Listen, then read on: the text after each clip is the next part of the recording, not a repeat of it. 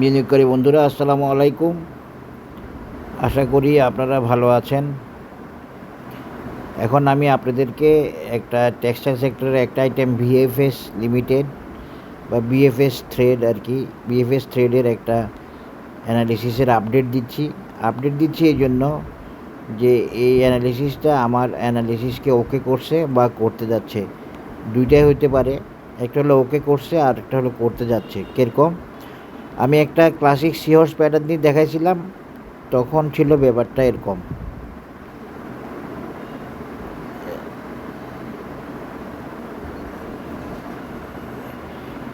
এভাবে একটা রেজিস্ট্যান্স দেখাচ্ছিলাম, সেটা আজকে ওকে করছে। হ্যাঁ, কিন্তু আমার মূল অ্যানালাইসিসটা ছিল আগে থেকে যেটা দেওয়া ছিল, সেটা ছিল একটা এই ক্লাসিক সিফনি প্যাটার্ন দিয়ে। তো সিফনি প্যাটার্ন অনুযায়ী আমি এই ফ্লোর থেকে নিয়েছিলাম, নিয়ে একটা টার্গেট দেখাইছিলাম এইভাবে।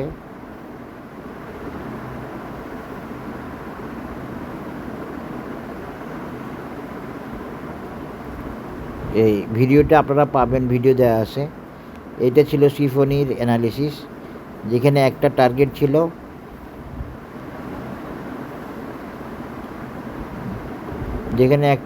ছিল এই,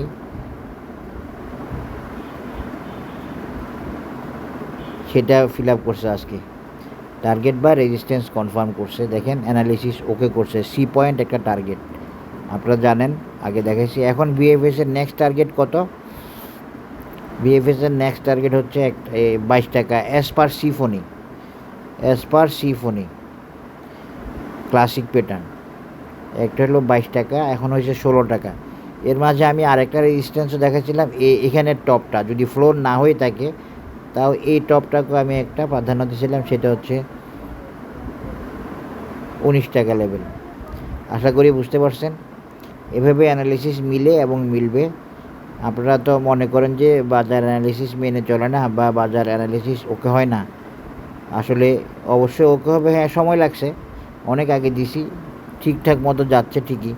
আপনি যদি মনে করেন যে আমি কেনার পরে কালকে থেকেই আমাকে এমন একটা শেয়ার দেন যেটা কালকে থেকেই বাড়বে, হ্যাঁ, এগুলো তো ঠিক না। এইসব ধরনের মেন্টালিটি রাখাটাও ঠিক না। কারণ কি, আপনি তখন ধরা খেয়ে যাবেন। কারণ আপনি তো অ্যানালিসিস জানেন না, আপনি তো স্টপ লস দিতে পারেন না, দিবেন না,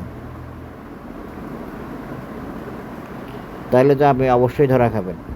তো এই জন্য এই ধরনের আইটেম চাইবেনও না যে কালকে থেকে বাড়বে, এরকম আইটেম দেন। বা আপনি যদি মনে করেন যে কেনার পরে বাড়তে থাকবে, সেটা সেরকম আইটেম নেওয়াটাও ঠিক না। আপনি একটা আইটেম বেছে নেবেন, অ্যানালিসিসটা ফলো করবেন, যার অ্যানালিসিসই হোক, যার আইটেমই হোক, অ্যানালিসিসটা ফলো করবেন। ফলো করে আপনি এন্ট্রি দিবেন, এন্ট্রি দিয়ে আপনি অপেক্ষা করবেন কখন শেয়ারটা টার্গেটে যায় সেটার, বা টার্গেটে না গেলে একটা ভালো গেইন দেয়। কিন্তু আপনি 2 টাকা 3 টাকা বাড়লে সেল করে দেয়, এইসব সাজেশান যারা দেয়, আমি ওইসবে নাই ভাই, আমি ওইসব করি না, ওইসব আমার পক্ষে সম্ভব না। আমার অ্যানালিসিস হলো বেসিক অ্যানালিসিস, যেটা টার্গেট ওরিয়েন্টেড হয়। এবং দেখেন, একটা টার্গেট 19 টাকা, এটা একটা ভাইটাল টার্গেট, এটার দিকে চলে যাচ্ছে ভিএফএস থ্রেড। এই অ্যানালিসিসটা আমি দিয়েছিলাম আরও আগে, আমার এখানে আছে, আপনারা খুঁজলে পাবেন।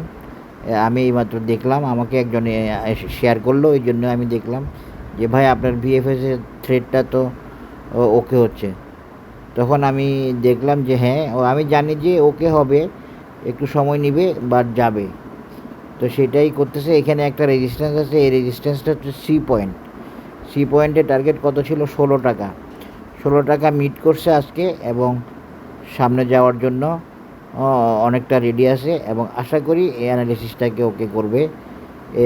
অন্তত রাউন্ডিং বটমের মতো ফ্লোরে গিয়ে সে শেষ করবে, আর পরবর্তীতে আবার ফ্লোর পার হওয়ারও চেষ্টা করবে। এটা অনেক কমে গেছিলো, আমি সারপ্রাইজড হয়ে গেছিলাম। আমি একজনকে কিনাইছিলাম, সেটা সে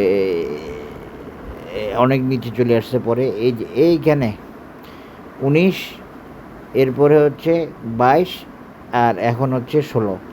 আশা করি বুঝতে পেরেছেন ভিএফএস থ্রেডের অ্যানালিসিসটা। এটা আমি দিয়েছিলাম মূলত আপনাদের দিয়ে এটা আমি দিয়েছিলাম মূলত সিম্ফনি ক্লাসিক হারমোনিক প্যাটার্ন দিয়ে। আশা করি বুঝতে পেরেছেন। সবাই ভালো থাকবেন। ধন্যবাদ। আসসালামু আলাইকুম। এটা টেক্সটাইল সেক্টরের আইটেম।